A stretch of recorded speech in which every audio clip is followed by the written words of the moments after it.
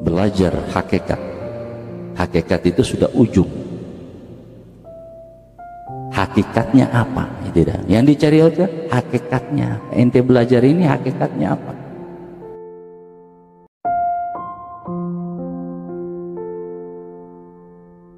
Penglihatan mata batin bagi orang yang beriman.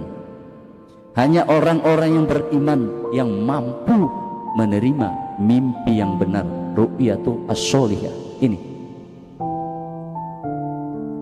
mimpinya itu 4 hari minimal terjadi. Penerima mimpi itu bagian dari wahyu. 46 cara Nabi menerima wahyu. Salah satunya duduk-duduk begini, Rasulullah didatangi oleh pemuda, tidak tahu dari mana, tidak ada bekas-bekas capek, yang ada adalah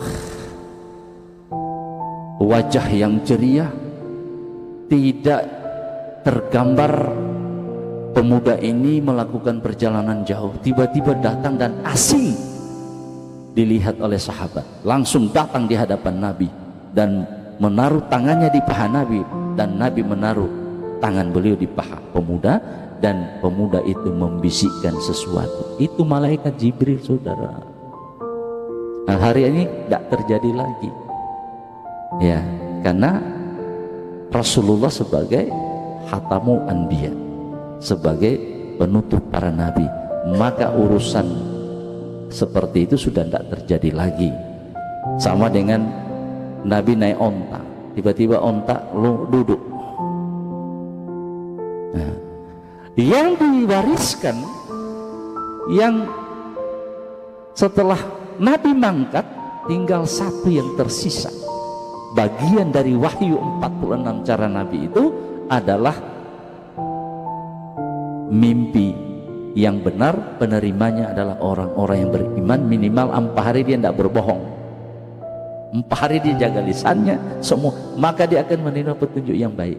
Mimpi yang disebut bagian dari 46 cara Nabi menerima wahyu. Dan sampai mati mimpi itu tidak bisa dilupakan. Beda kalau orang alim, sudah tidak mimpi-mimpi lagi. Mereka sudah kasaf, sudah melihat. Sudah perlu mimpi, tapi sudah duduk-duduk sadar menyaksikan. Nah, itu bedanya. Jadi yang merusak sunnah itu, saudara sekalian, kita sendiri manusia. Kayak wahyu. Wahyu itu katanya hari ini hanya para nabi yang mampu menerima. Lebah menerima wahyu, menerima perintah dari Allah langsung. Lebah baru lahir, tidak sekolah, so tahu baking sarang, kan gitu. Petunjuk dari Allah itu kami wahyukan kepada langit. Itu awan-awan yang membawa hujan, perintah Allah itu. Kasih jatuh di sini. Karena tidak mendalami, saudara sekalian. Agama itu adalah ainul yakin, harus melihat langsung, bukan ngana dengar baru ngana sambung ulang. Kita copy paste di mana-mana yang kita dengar ini. Maka oleh Nabi sampaikan, lebih baik melihat daripada mendengar. Kalau kau melihat, telinga ada di situ. Kalau kita mendengar, belum tentu penglihatan kita ada di situ. Bertakwalah kepada Allah, maka Allah akan mengajari. Ini firman lo ini. Apa itu takwa? Kenapa orang-orang beriman disuruh bertakwa? Kalau iman itu akhir dari ibadah, tidak mungkin ya ayyuhallazina amanu taqullaha, hai orang-orang yang beriman, bertakwalah. Berarti iman itu belum. Ibarat dia baru mendengar tapi dia yakin. Dia dengar tapi dia yakin, dia imani apa yang dia dengar. Sama dengan ini, saudara-saudara sekalian. Imam bicara, kalian yakin walaupun belum dilihat.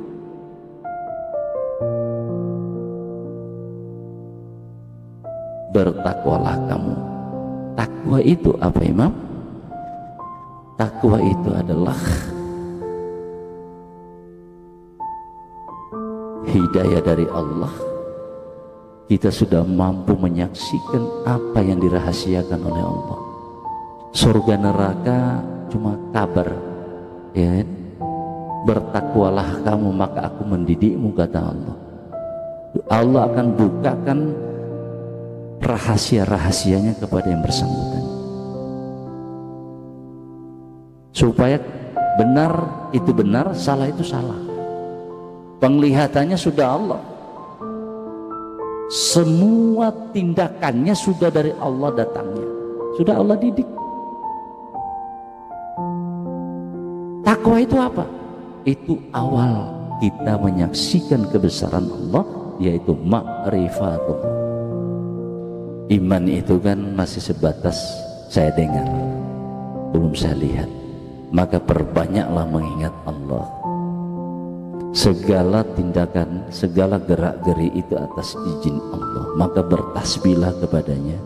Subhanallah walhamdulillah wala ilaha illallah, sampai saudara bisa melihat.